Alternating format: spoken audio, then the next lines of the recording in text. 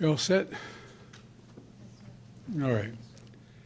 Yesterday, families all across America gathered together with their loved ones and to give thanks. We have much to be thankful for in America. The food on our tables, the family and loved ones in our homes, and the many blessings that come from living in the greatest nation on earth. And today, we can also be thankful for families being recruited and reunited with loved ones who have been held hostage for nearly 50 days. Beginning this morning, under a deal reached by extensive U.S. diplomacy, including numerous calls I've made from the Oval Office to leaders across the region, fighting in Gaza will halt for 4 days. This deal also is structured to allow a pause to continue for more than 50 hostages to be released. That's our goal. This morning, I've been engaged with my team as we began the first difficult days of implementing this deal. It's only a start, but so far it's gone well.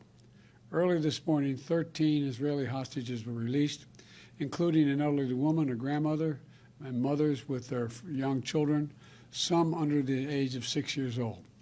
Separately, several Thai nationals and Filipino nationals were also kidnapped by Hamas on the 7th. They were released as well.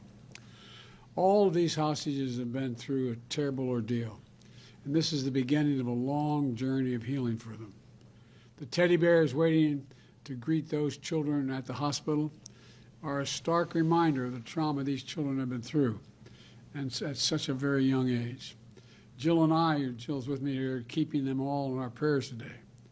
Today has been a product of a lot of hard work and weeks of personal engagement. From the moment Hamas kidnapped these people, I, along with my team, have worked around the clock to secure their release. We saw the first results of this effort with the release of 2 American hostages in late October, followed by the release of 2 Israeli hostages. I've consistently pressed for a pause in the fighting for 2 reasons: to accelerate and expand humanitarian assistance going into Gaza, and 2, to facilitate the release of hostages. And over the past several weeks, I've spoken repeatedly with the Emir of Qatar, the President Sisi of Egypt, and Prime Minister Netanyahu of Israel to help secure this deal, to nail it down. And I want to thank all 3 leaders for their personal partnership to get this done. I spoke with the Emir and President Sisi and the Prime Minister Netanyahu again on Wednesday to confirm the elements of the engagement. As I said, today's release are the start of a process. We expect more hostages to be released tomorrow, and more the day after, and more the day after that. Over the next few days, we expect that dozens of hostages will be returned to their families. We also remember all those who are still being held and renew our commitment to work for their release as well. 2 American women and 1 4-year-old child, Abigail, who remains among those missing. We also will not stop until we get these hostages brought home and an answer to their whereabouts. I remain in personal contact with the leaders of Qatar, Egypt, and Israel to make sure this stays on track and every aspect of the deal is implemented. You know, this extended pause in the fighting brings a critical opportunity to deliver much-needed food, medicine, water, and fuel to the civilians in Gaza, and we are not wasting 1 single minute. Since my trip to Israel last month, I've been focused on accelerating the delivery of humanitarian assistance to Gaza in coordination with the United Nations and the Red Cross. I just spoke with my special envoy for the Middle East humanitarian issues, David Satterfield, for an update, and I've asked him to monitor our progress hour by hour and keep me personally informed. From the beginning, we put in place mechanisms to prevent Hamas from diverting these supplies, and we're continuing that effort to make sure aid gets to the people who need it. More than 200 trucks arrived at the crossing point in Egypt into Gaza today. These trucks carry food and medicine, as well as fuel and cooking gas. The fuel will be used not only to power the trucks delivering this life-saving supplies, but for desalinization, for water wells, for hospitals, and for bakeries. And hundreds more trucks are getting in position as well, ready to enter Gaza over the coming days to support the innocent Palestinians who are suffering greatly because of this war that Hamas has unleashed. Hamas doesn't give a damn about them. We also look to the future. As we look to the future, we have to end this cycle of violence in the Middle East.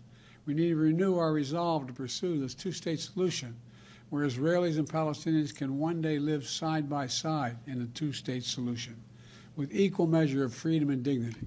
2 states for 2 peoples. And it's more important now than ever. Hamas unleashed this terrorist attack because they fear nothing more than Israelis and Palestinians living side by side in peace. You know, to continue down the path of terror and violence and killing and war is to give Hamas what they seek. And we can't do that. So today, let's continue to be thankful for all the families who are now and those who will soon be brought together again. And I want to once again thank the Emir of Qatar, President Sisi of Egypt, and Prime Minister Netanyahu for their partnership to make what we've done so far possible, and for their continued leadership as we all keep working to implement this deal.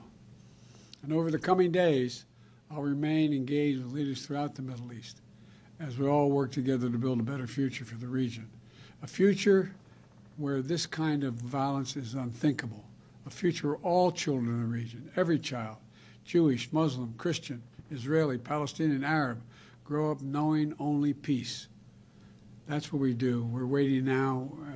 Just a matter of, I thought maybe even as soon as by the time I got here. But in the next hour or so, we'll know what the second wave of releases are. And I'm hopeful that it's as we anticipate. So thank you all for listening. I'll take a few questions. Mr. President, when will the first American hostages be released since none were included today? We don't know when that will occur, but we expect it to occur. And we don't know what the list of all the hostages are and when they'll be released, but we know the numbers they're going to be released. So it's my hope and expectation will be soon. And of the 10 Americans that are unaccounted for, do you know all of their conditions? Are they all alive? We don't know all their conditions. Mr. President, how long do you expect this war is going to take? And have you encouraged Prime Minister Netanyahu to set a timeline, say, by the end of this year? I've encouraged the Prime Minister to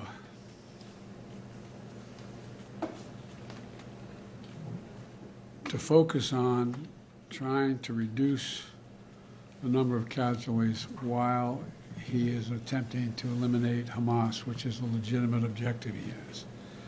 That's a difficult task, and I don't know how long it will take. My expectation and hope is that as we move forward, the rest of the Arab world and the region is also putting pressure on all sides to slow this down, to bring this to an end as quickly as we can. Mr. President, what do are the you trust chances of Hamas this to uphold truce to be the extended by a few days or more?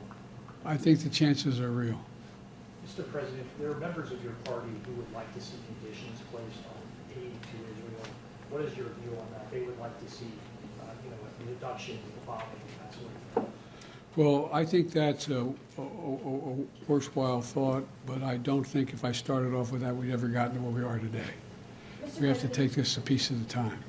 Mr. President, do you trust Hamas to uphold their end of the deal? I don't trust Hamas to do anything right. I only trust Hamas to respond to pressure. Mr. President, you said you were hoping to get cooperation from Arab leaders. What are you hearing from them when you talk to them? What would you like to see them do? I'm hearing a lot, but I'm not going to speak to it right now. There's an overwhelming desire on the part of the region to, let me back up. I cannot prove what I'm about to say, but I believe one of the reasons why Hamas struck when they did was they knew that I was working very closely with the Saudis and others in the region to bring peace to the region by having recognition of Israel and Israel's right to exist. You may recall when we did the G20 about a little while ago, I was able to get a resolution, a statement passed through there saying we're going to build a railroad from Riyadh all the way through the Middle East into Saudi Arabia, Israel, et cetera, and all the way up to Europe. Not the railroad, but it would be an underground pipeline and then railroad. The whole idea is there's overwhelming interest, and I think most Arab nations know it, in coordinating with one another to change the dynamic in their region for longer-term peace. And that is what I'm going to continue to work on. Thank you all very, very much. I appreciate it. Thank you. Happy Thanksgiving to you all. I hope you enjoyed it. You too.